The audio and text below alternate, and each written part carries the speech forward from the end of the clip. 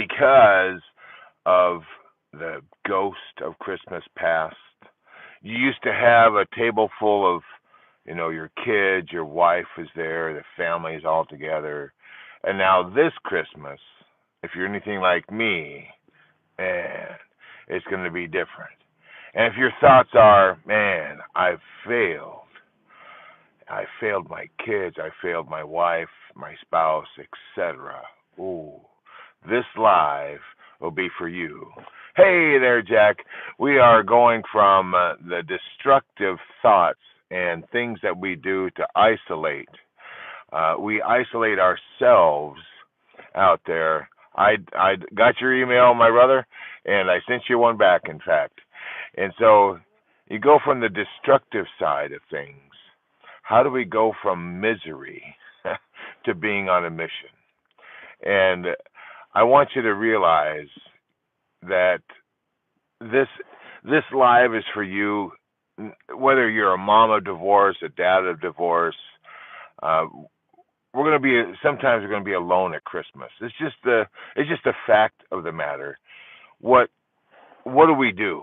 That's the question. How do we make the shift from the left hand of misery with thoughts of failure, feeling alone, doing things that we isolate ourselves even more? Maybe we say bah humbug when it comes to Christmas. And if that's you, that destination of being by yourself, it can be pretty ouchy. Let's put it that way. Painful.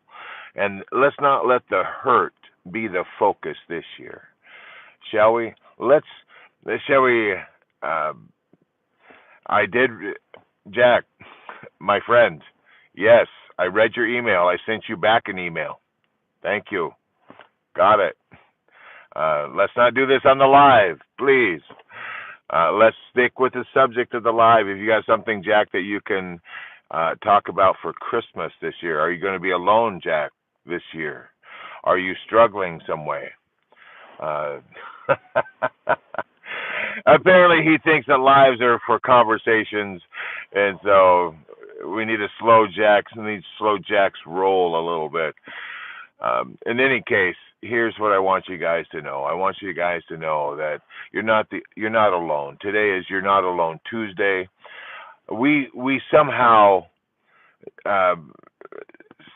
Cedric is like, Matt, this is not, if you're asking about me, my name is Mike Mack. And we've got another hello, and I'm assuming that's hello in whatever language that is. Appreciate you guys. Slow your roll there, whoever that is.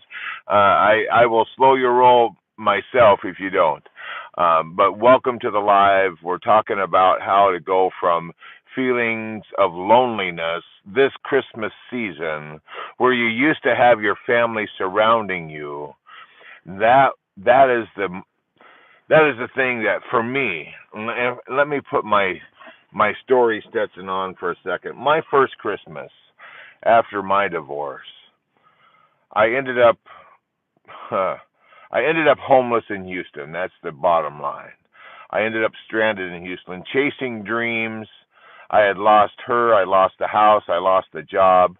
I ended up going to Houston, following some dreams, thinking I was going to build a new life there, and got stranded there, homeless in Houston for my first Christmas after. And so I know what it feels like to be alone. Man, I started from scratch. And so with that story, I want to spend just a few minutes helping you guys to recreate your traditions when it comes to Christmas. How do you go from the left hand of misery, being alone, bah humbug Christmas, all the things that come when we do that, to how do we build? Do I need help? I always need help. You might turn your volume up. My volume, I'm pretty sure, is up. So hopefully that's probably a volume issue on your side. I haven't changed any settings or anything that I know of. Let me check my volume. Yep, my volume's all good on my end. And so uh, I'm not sure what you mean by you can help. Like and sub is a great idea. Jack, slow your roll on that stuff. We need to do this private conversation, please, Jack. If you keep going that way, Jack, I will slow your roll as well. Let's stay with the subject of the live. I would appreciate that. Talking about Christmas and doing things alone, and how I spent my first Christmas by myself, homeless in Houston. That was by chance. This Christmas, right now, I'm spending with my kids. And yes, I'm separated with my current wife. And so we've got some things we're working out. We're working on things. And so, how old am I? I'm 61, old enough to know better. In any case, with Christmas being, how do you go from being in misery to being on a mission? And the mission being what? How do we evict the ghost of Christmas past? That's my question. And my first thing, if you've got the ghosts of Christmas past happening for you, yen, it is getting better. And here's the thing about getting better. It doesn't get better by chance, guys and gals. It gets better by choice. So if you think things are going to get better by chance and you wait, that's so left hand. It's so left hand. It's downhill from there. But if you can choose a better way, if you can choose to evict the ghosts of Christmas past, and in fact, tomorrow, oh, you're 10. Wow. Great to have you. I had a great life when I was 10. That, man, I got you right there. 10 years old. I'm assuming a boy. I don't know, boy or girl. Your language there, I don't know the name. So, but in any case, 10 years old. Wow, that was 51 years ago for me, and I can remember the Christmases of. There was one in particular I'm going to talk about in a little bit that was very different than any Christmas I've ever had. And in any case, be on a mission. If you want to have a Christmas that's different, if you don't want to feel alone, be on a mission to evict the spirit of Christmas past and have a spirit of Christmas present and the future. Be a pioneer, dad or mom, and build from scratch. You can mourn the old, right? You can have the grieving process of the old, but it's time to build new traditions. It doesn't. If you eat turkey and ham, then try something different. Maybe it's time to have, I don't know, tacos, Christmas tacos, or Christmas pizza. And if you've got your kids with you, man, they might think there might be some special kind of Christmas type of treat that becomes a tradition. You can think of all kinds of things to build. In fact, one idea I've got, and I love to write. I love to write. It's one of the things that I love to do. It is, you've got something to tell me. Please tell me. In any case, man, I'm talking about writing a letter, and this letter idea is gonna fold into an invitation I got when I was am I good at math? Not sure what that has to do with Christmas and traditions. I love math. I love science. I have a logical mind that loves those kinds of things.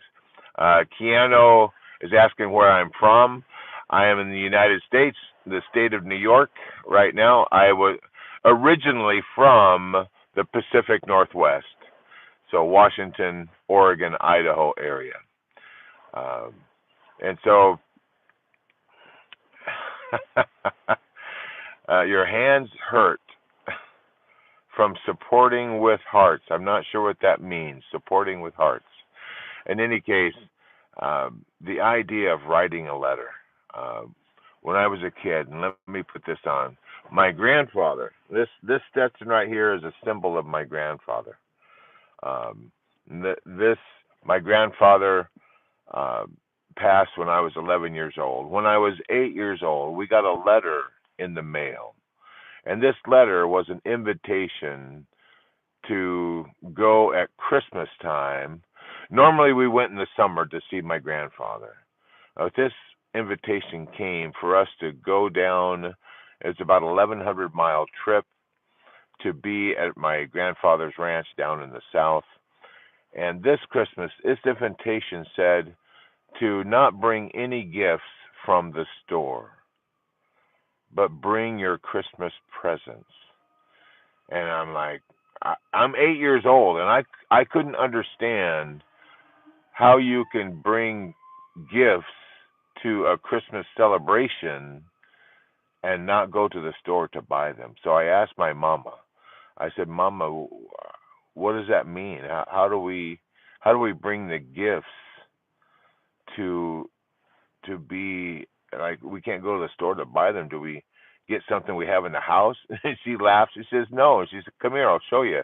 And I went to my mama, and she gave me a big hug. And she whispered in my ear. She says, "I love you, son." And she says, "This is your grandpa that you're talking about. So he's got a message for us. It's going to be a different type of Christmas."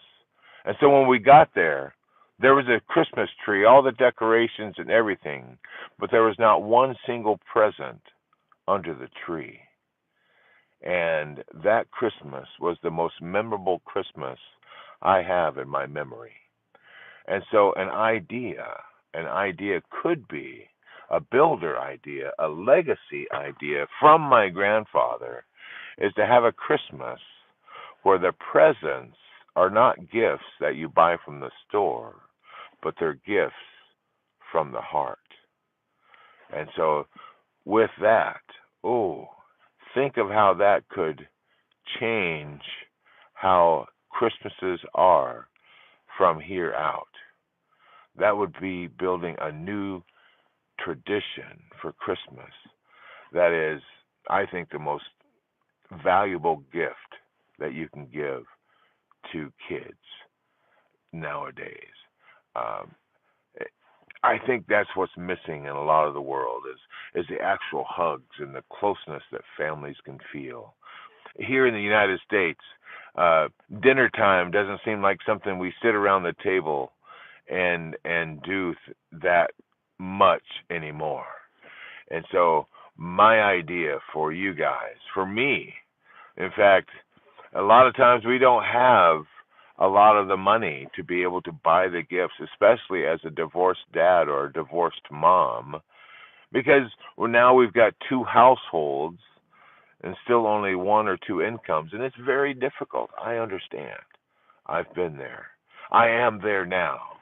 And so with this, I just wanted you guys to realize that you can go from the left hand of misery to the right hand of being on a mission to build new traditions this holiday season.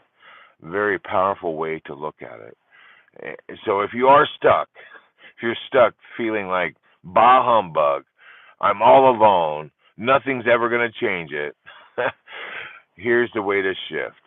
We're building a convoy right here on YouTube. We've got 200 plus folks that come along. See you, Jack. Um, but yeah,